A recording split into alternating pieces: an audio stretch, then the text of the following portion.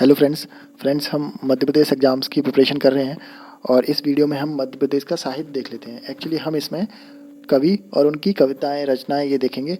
तो 3 पार्ट में डिवाइड करते हैं। सबसे फर्स्ट प्राचीन भारत के कवि, जिसमें कालिदास, भर्तृहरि, भवभूति और बाणभट्ट, ये 4 पढ़ते हैं।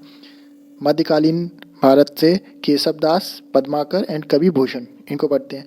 एंड आधुनिक भारत के Pandit Makhanlal Chaturvedi, Subhadra Kumari Chauhan, Gajanan Madhav Muktibodh, Balkrishna Sharma Naveen, Bhawani Prasad Mishra, Harishankar Parsai, Sharad Joshi, Mulla Ramoji, doctor Shivmangal Singh Suman and Nand Dulare Vajpayee, इनको पढ़ते हैं। कभी कभी क्वेश्चन ये पूछ लेते हैं कि बताओ इनमें से कौन से कवि आधुनिक भारत के नहीं हैं, इनमें से कौन से कवि प्राचीन भारत के नहीं हैं।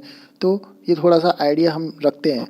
तो सिंपली हम मध्यकालीन भारत के 3 कवि हैं, केशवदास, कवि पद्माकर एंड कवि भूषण, इनको याद रखते हैं। बाकी पढ़ते पढ़ते आइडिया लग जाएगा।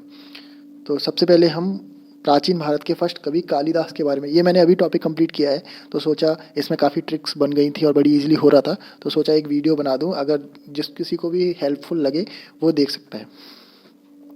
तो कालिदास आपको पता होगा महामूर्ख व्यक्ति थे। इनकी पत्नी थी, एक राजकुमारी थी, उनको भी ये महामूर्ख लगते थे। उन्होंने एक बार घर से बाहर निकाल दिया था। इनकी मूर्खता आप इससे डिफाइन कर सकते हैं कि जिस डाली पर ये बैठे हों वही डाली काटते, इतने मूर्ख थे। लेकिन जब राजकुमारी ने एक बार इनको घर से बाहर निकाल दिया तो एक मंदिर में जाके बैठे, थोड़ा सोचा समझा किया, तो वहाँ से इनकी फिर बुद्धि डेवलप होना शुरू की। और एक टाइम पर ये चंद्रगुप्त टू के राज दरबार में रहे थे। चंद्रगुप्त टू कौन है आपको पता होगा, गुप्ता पीरियड था 240 AD से 540 AD, ऐसे याद रखो, 240 से 543 AD। तो वहाँ जो चंद्रगुप्त टू थे, जिनकी बेटी वाकाटक डायनेस्टी में भाग गई थी, यानी शादी की थी, इन्हीं के टाइम पर फाहियान आया था, ये वही चंद्रगुप्त टू है। तो इन्हीं के राज दरबार में कालिदास थे। चंद्रगुप्त टू के 9 रत्न हुआ करते थे, उनमें से एक कालिदास थे। 4th-5th सेंचुरी BC के हैं और उज्जैन से हैं। इनको शेक्सपियर ऑफ इंडिया बोलते हैं। एक्चुअली जो शेक्सपियर हैं वो बहुत अच्छे इंग्लिश पोएट हैं और इनका जन्म अभी हुआ है जब ये 1600 में British east India company Bharat आना चाह रही थी, हालांकि इंडोनेशिया चली गई थी। तो तब के शेक्सपियर हैं ये। और कालिदास इतने पुराने हैं, तो फिर इनकी तुलना फिर शेक्सपियर से क्यों करते हैं? तो इसका आंसर यही है कि ब्रिटिशर्स ने इनकी जो राइटिंग्स हैं इनकी डिस्कवरी की थी, तो ब्रिटिशर्स ने थोड़ा सा शेयर शेक्सपियर को ही दे दिया। तो कालिदास इतने महान थे, उनको शेक्सपियर ऑफ इंडिया बोले जाने लगा। तो इनकी कुछ पोयम हैं। सबसे पहले इनके 3 नाटक हैं इस साइड, ये देखो आप।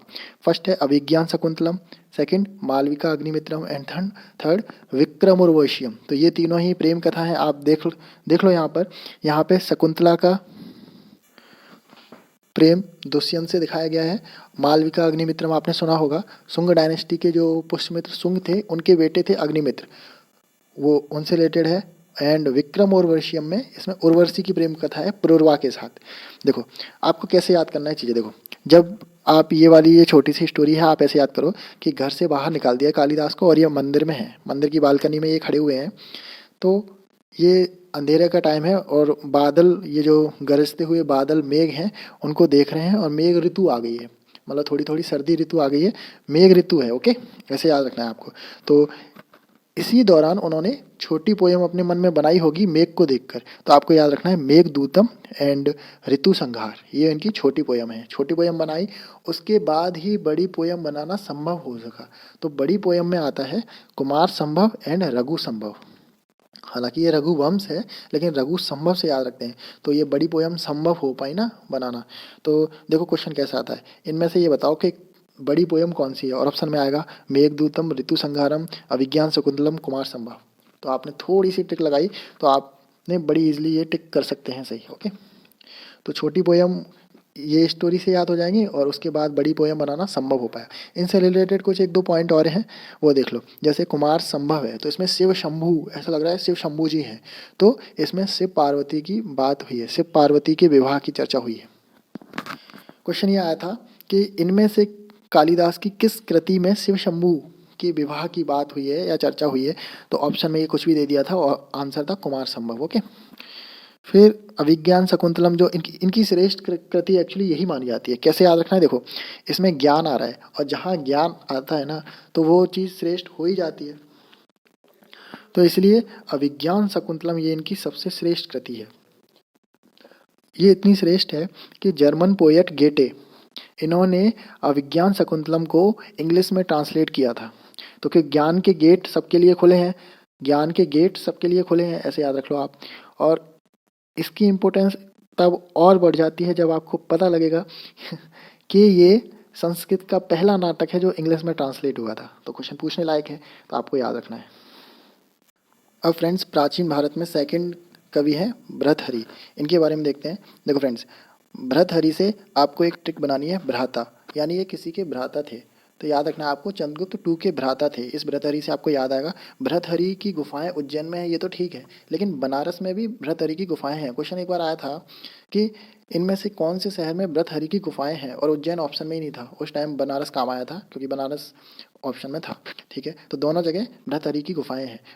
इस बृहद से आपको याद रखना है बृहद, बृहद मतलब होता है बड़ा।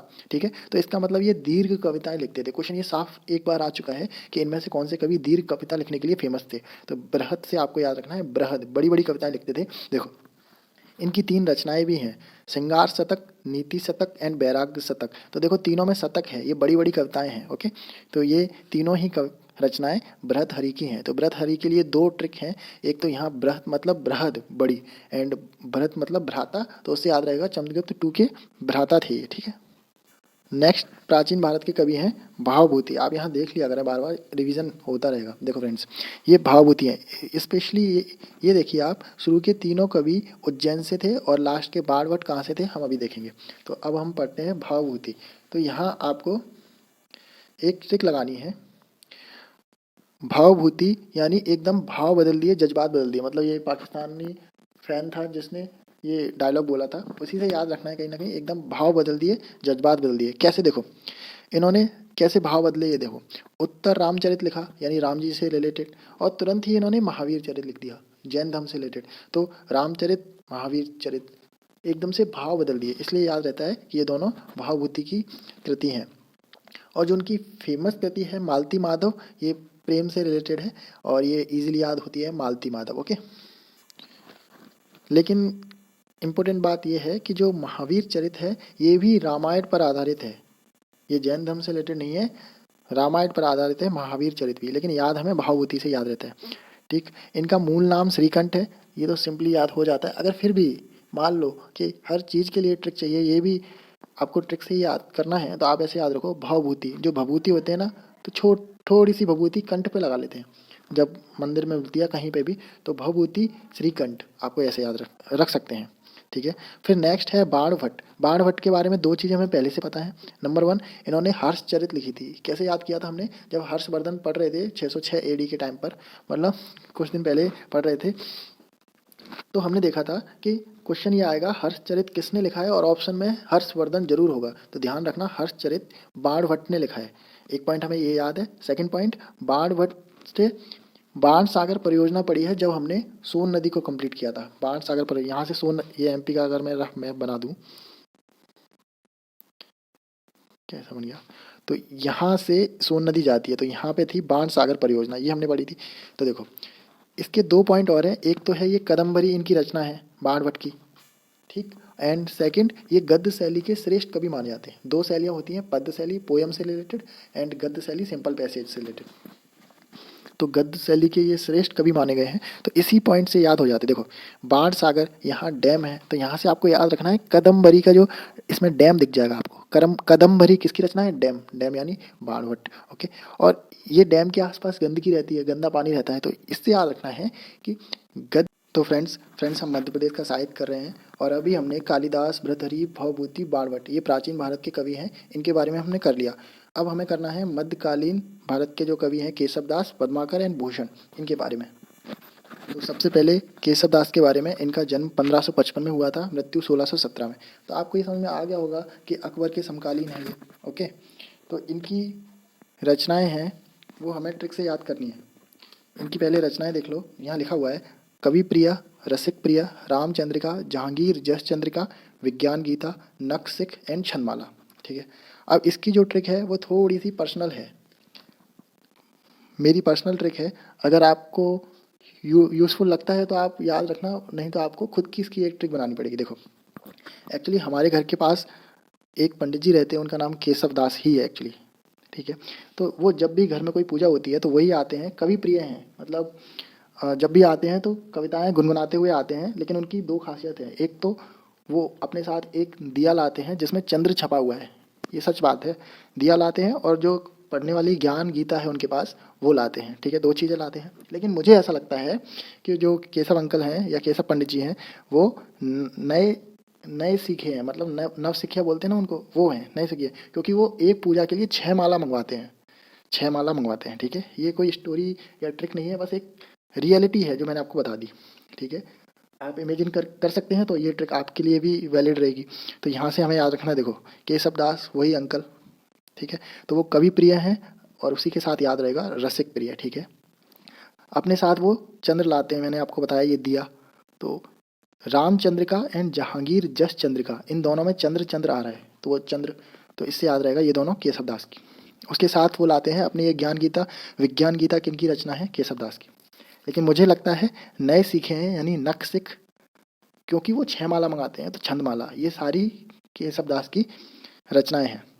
केशव दास के पुत्र हैं बिहारी, ये काफ़ी फेमस है। और इस कोने में आप एक पॉइंट याद रख सकते हैं, चूंकि ये अकबर के समकालीन है तो इस टाइम पर लड़ाई वगैरह तो होती रहेगी, तो ये किसी न किसी राजा के संरक्षण में तो होने ही चाहिए। तो ये ओरछा नरेश के भाई इंद्रजीत सिंह के यहाँ थे, इन्होंने वीर सिंह चरित भी लिखी थी। ये एक ऐसी रचना है जो अपनी ट्रिक से बाहर है, लेकिन फिर भी अकबर के समकालीन होने की वजह से ये डायरेक्टली याद हो जाती है, ठीक है। अब नेक्स्ट है हमारे कवि पद्माकर। कवि पद्माकर, सागर में इनका जन्म हुआ था, इनकी एक मूर्ति भी है सागर, ये हमारी एक्चुअली ट्रिक है जो आप ये देख रहे होंगे, अभी मैं बताता हूँ। फिर पहले आप ये देखो, पद्माकर से साफ याद होता है पद्माकरण, इनकी रचना है। इससे पद्माकरण से आपको याद रखना है प्रबोध पचासा, ये भी है। इस पचासा से याद रखना है पच्चीसी, कली पच्चीसी, ये तीनों तो याद रहती हैं। अब ये जो है इधर इस साइड वाली, गंगा लहरी, जगत विनोद, हितोपदेश, राम रसायन, अलीजा प्रकाश, ये सारी पद्माकर जी की रचनाएं हैं। कैसे याद रखना है, देखो ये मूर्ति है सागर में है, आपने देखा होगा, इमेज में लगा दूंगा अगर नहीं देखा है तो, ठीक है। सागर में ये पानी के बिल्कुल बीचों बीच में है, ये पूरा जगत जगत है, मतलब पूरा जग है इनके लिए, पूरा संसार ये जग है। लेकिन ये नहीं जा सकते क्योंकि ये पानी के बीच में है ना। इस जग में यहाँ उपदेश चल रहे हैं और वो उपदेश चल रहे हैं और हनुमान चालीसा चल रहा है, राम रसायन तुमरे पासा सदा रहो रघुपति के दासा, ये सब आपने सुना होगा, ठीक। उपदेश चल रहे हैं और ये हनुमान चालीसा चल रहा है इस जगत में। लेकिन ये नहीं आ सकते पद्माकर जी, क्यों, पानी के बीच में है ना, गंगा जल के बीच में है, इसलिए नहीं आ सकते। तो इनको तो आना ही आना है, कैसे भी आना ही है। तो इन्होंने पता है क्या दिमाग लगाया, इनके पास एक टॉर्च थी, तो टॉर्च से इन्होंने यहाँ प्रकाश लगाया, ठीक। इससे उन्हें ऐसा अनुभव हुआ कि चलो हम भी वहाँ प्रेजेंट हैं। ये स्टोरी है, स्टोरी क्या, सीधी एक पिक्चर है जो दिमाग में रहेगी, ठीक है। क्वेश्चन आएगा गंगा लहरी किसकी कितनी है, पद्माकर जी की, क्योंकि यहाँ पे देखो पूरा गंगा जल भरा हुआ है इसलिए जा नहीं सकते। जगत विनोद, ये पूरा जग है, जगत विनोद, जगत विनोद पद्माकर जी की। हितोपदेश, यहाँ पे उपदेश चल रहे हैं, हितोपदेश इनकी। राम रसायन, हनुमान चालीसा, राम रसायन तुमने पास है, हनुमान चालीसा पद्माकर जी की, यहाँ आ नहीं पा रहे हैं। और फिर उन्होंने कैसे अपने आप को प्रेजेंट किया, प्रकाश, टॉर्च से प्रकाश दिखाकर, तो अलीजा प्रकाश पद्माकर जी की, ये इससे याद रहेगा। अब मध्य भारत के मध्यकालीन भारत के थर्ड हैं भूषण।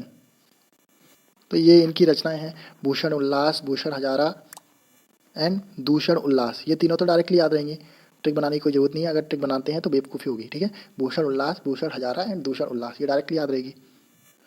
देखो ये वाली जो बची हुई रचनाएं कैसे याद करेंगे, देखो ये है प्रशांत भूषण, आपको पता होगा प्रशांत भूषण पॉलिटिकल स्ट्रेटेजिस्ट हैं, उन्हें पता रहता है कौन सी पार्टी चुनाव जीत रही है। पहले ये बीजेपी के साथ थे, ठीक है, बीजेपी के साथ थे यानी सरकार के साथ थे, तभी मैंने ये बनाया था। अब तो टीएमसी वगैरह पता नहीं किस में चले गए हैं, तो वो ये सरकार से दूर हो गए हैं। लेकिन आपको ध्यान रखना बीजेपी के साथ थे ना, ये पता नहीं कैसी चिंता आई जिस वजह से ये बीजेपी छोड़ गए, ठीक है। तो इससे आपको रखना है चिंतामणि और मति भ्रष्ट हो गई, तो ये चिंतामणि और मती राम के भाई थे, ठीक। इसी से आपको कहीं ना कहीं याद रहेगा कि चित्रकूट के राजा के आश्रय में थे। कौन राजा थे, तो यहाँ लिख सकते हैं आप, सोलंकी राजा रुद्र थे। अगर आप नहीं भी याद रखेंगे तो ऑटोमेटिक याद आ जाएगा, आप चित्रकूट याद रखना बस। पता नहीं क्या चिंता थी या मति भ्रष्ट हो गई थी, प्रशांत भूषण छोड़ के चले गए बीजेपी। लेकिन सरकार के साथ मैं मान लेता हूँ थोड़ी देर के लिए, सरकार के साथ है। और सरकार कौन है एमपी में, शिवराज की, तो शिवराज जी के साथ थे, तो इससे याद रहेगा शिवराज भूषण एंड शिवा बावनी, शिवराज जी के साथ थे, ये दोनों कृति याद रहेंगी। ये भूषण का आश्रय था शिवाजी छत्रसाल, इनका आश्रय था भूषण के ऊपर। तो छत्रसाल दशक भी भूषण ने लिखी है, ये एक्स्ट्रा पॉइंट है, आपको याद रखना है। छत्रसाल दशक भूषण ने लिखी है। पहली तो ट्रिक आपको याद रखना है, प्रशांत भूषण। चिंतामणि मतीराम ऑटोमेटिक याद आएगा, सरकार के साथ हैं तो शिवराज और ये शिवा बावनी याद आएगा, भूषण से ये तीनों याद रहने ही है। शिवाजी और छत्रसाल का आश्रय था तो छत्रसाल दशक भूषण ने लिखी है। नेक्स्ट वीडियो में हम मॉडर्न हिस्ट्री के जो बचे हुए कवि हैं, बचे हुए क्या सारे ही हैं, ये हम देखेंगे नेक्स्ट वीडियो में। इस वीडियो में हमने प्राचीन और मध्यकालीन तक कर लिया है। जाते जाते एक पॉइंट आप देख सकते हैं कि केशव दास को रीतिकाल का फर्स्ट कवि मानते हैं, रीतिकाल का। एंड इसके बाद जो पद्माकर हैं उन्हें रीतिकाल का श्रेष्ठ कवि मानते हैं। ठीक है, रीतिकाल के फर्स्ट कवि, रीतिकाल के श्रेष्ठ कवि, इतना आप याद रख सकते हैं। Thank you.